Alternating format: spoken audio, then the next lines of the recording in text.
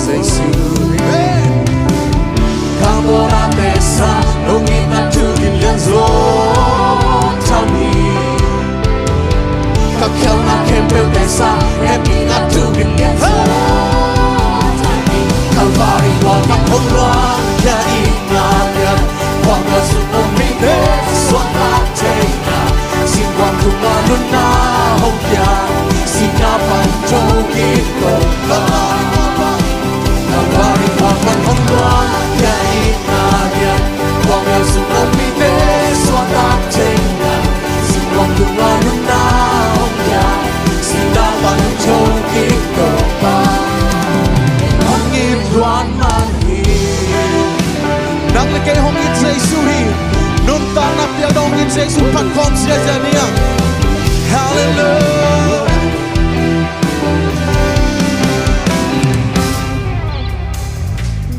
Bông bê lô ina để đi bông lô ina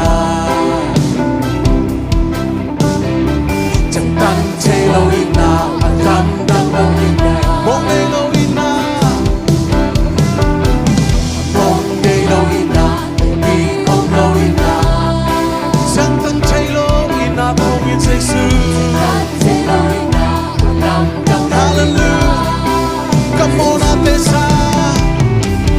Camona tesa nongin na tugin lianzo tami.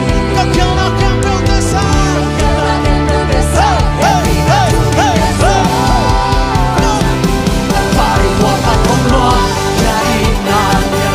Wanga sunumite swata tena. Sika tumanun na hongya. Sinapan jogit ko Kalvari wala konloa ya inanya. Wanga sunumite swata tena.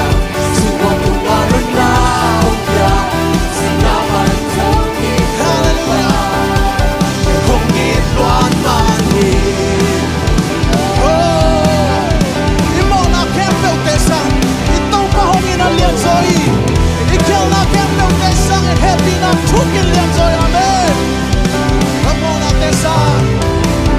Camona tesa nongin na tugin lianzo tami. Kakel na kempel tesa happy na tugin lianzo. Camona tesa.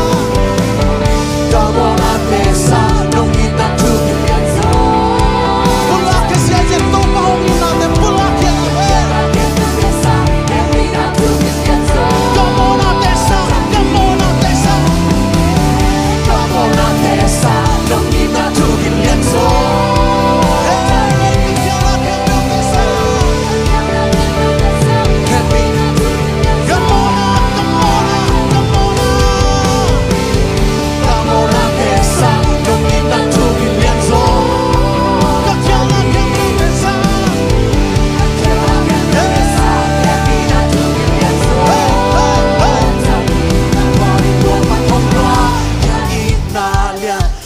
Zoom on me